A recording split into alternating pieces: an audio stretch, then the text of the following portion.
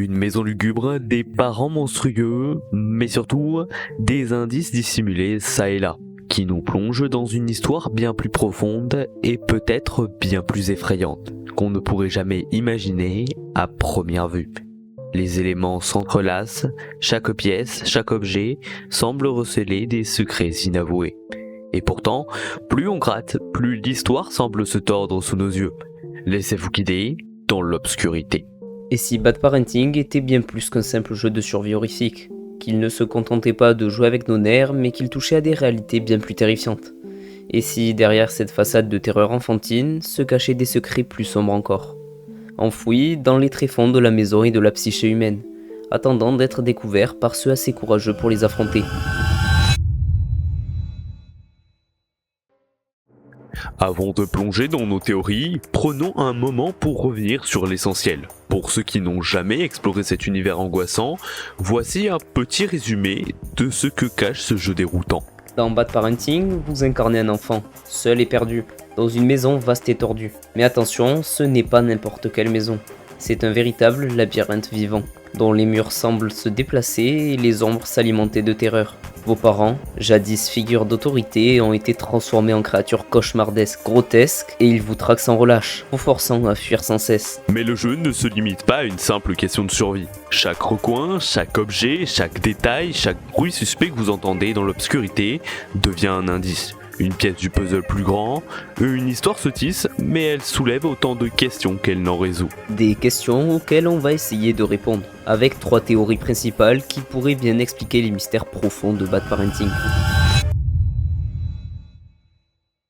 Et si les parents avaient conclu un pacte avec des forces obscures? Et vous avez sûrement entendu la rumeur qui circule parmi les joueurs.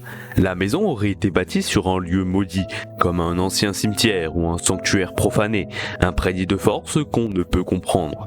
Cela pourrait expliquer la transformation des parents en créatures grotesques, comme si une entité maléfique s'était emparée d'eux, leur enlevant leur humanité.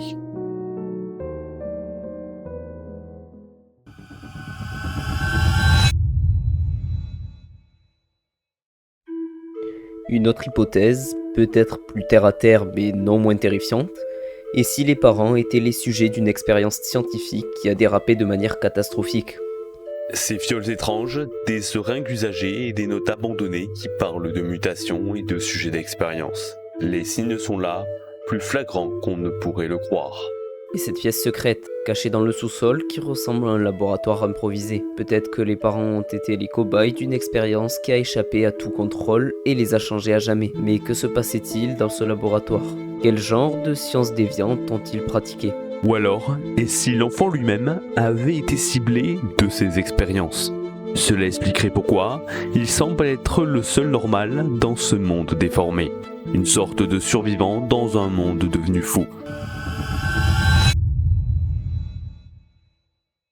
Alors, quelle est la véritable nature de Bad Parenting? Une malédiction vieille comme le monde, une expérience scientifique qui a échappé à tout contrôle, ou bien une réflexion sur des drames familiaux profonds et métaphoriques? Peut-être que le jeu est un amalgame de toutes ces idées, un pulse complexe où chaque joueur peut trouver sa propre vérité, façonner sa propre interprétation et combler les blancs laissés par l'histoire. Après tout, l'horreur ne réside-t-elle pas dans l'incertitude? Et vous? Quelle est votre théorie préférée? Dites-le nous en commentaire et n'oubliez pas de vous abonner pour découvrir encore plus de mystères et de théories qui nous plongent dans l'inconnu.